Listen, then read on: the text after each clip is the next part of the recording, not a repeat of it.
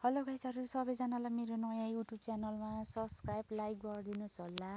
म चाहिँ आज भिडियो फर्स्ट टाइम बनाउँदैछु है। हजुरहरूले एकदम माया गरिदिनुस् होला। म चाहिँ आज फर्स्ट टाइम मिनी भ्लग बनाएको। मलाई त्यति धेरै चाहिँ बनाउन आउँदैन। मौसमको कुरा गर्नुपर्दा एकदमै धुम्म छ, पानी परेर सेउला काटेर पनि आइसकेँ म छोरीसँग। त्यो चाहिँ भिडियो गर्न पाएन, अलिक गाह्रो भयो। बनाउनु पर्यो भने एकदमै गाह्रो भयो। अनि यहाँ सुँगुर हिलोमा छ कि एकदमैसँगले। अनि मौसमको कुरा गर्नुपर्छ चाहिँ धुम्म भइरहेछ। असार पनि आइसक्यो। हजुरहरूको के छ हल्लीचल्ली खबर?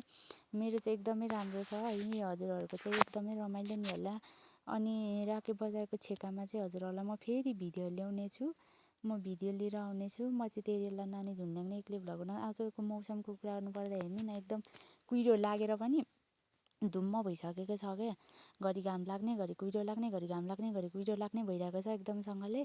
पानी परेको छ, हरियाली छ। तर करेलाहरू एकदमै राम्रो भइरहेको छ क्या। मौसमहरूको कुरा गर्नुपर्दा हेर्नु न, पारितिर कुहिरो लागेर हाम्रो घरको हेर्नुहोस्, मेरो यो सानो घर हो है। ठुलो घरहरूतिर छ, सानो घरको मात्रै गरेँ। अनि एकदमसँगले पानी परेर बिजोग छ, चिप्लो त्यत्तिकै हेर्नु न, बाटो चिप्लो। म चाहिँ सुँगुर चारो लाउनु गइरहेको छु। म चाहिँ भिडियो थोरै गर्दै पनि हजुरहरूलाई पनि सब्स्क्राइब गर्नु चाहिँ नबिर्सिदिनुहोस् होला, माया गरिदिनुहोस् होला। हेर्नु न एकदमसँगले फुल चाहिँ कति राम्रो छ क्या। यो मलाई साह्रै मनपर्छ। नमास्नु पऱ्यो भनेर नमासिराखेको हाम्रो मम्मीहरूले चाहिँ मासौँ भन्छ क्या। तर म चाहिँ नमास्दिनँ न भन्छु। एकदमसँगले हेर्नु न, चिप्लो छ बाटो पनि। म चाहिँ चारो लाउनु गइरहेको छु। यो चाहिँ नेपाली फुलको के चाहिँ त्यो फुलबारी छ यहाँ चाहिँ हाम्रो। यो चाहिँ पुस्तकारी हो, एकदमै राम्रो छ। यो खोर बनाएको छ मेरो बुढोले, एकदम राम्रो छ खोर। तर पानी पसिहाल्छ क्या, हिलो भइहाल्छ। जत्तिकै खोर राम्रो बनाए पनि हिलो भइहाल्छ। म चाहिँ चारो दिनु जाँदैछु। मैले लिएको सेउला हेर्नु न, बिहान लिएको है। मैले चाहिँ भिडियो गर्नु पाइनँ, कस्तो नमिठो लाग्यो। यो चाहिँ करेसाको बारीहरूको फलफुलहरू, खेतीहरू एकदमै राम्रो छ मकै। तर पानी परेको छ। बोडी रोप्न नि पाएको छैन। बोडी रोप्ने बेला भइसक्यो। हेर्नु न हाम्रो सुँगुरको हालत हिलो। मैले सेउला लिएको छु, आज लगाइदिने हो।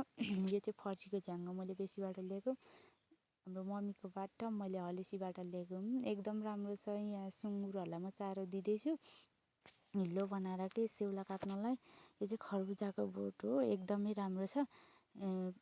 हजुरहरूलाई पनि मनपर्छ भने लिन सक्नुहुनेछ।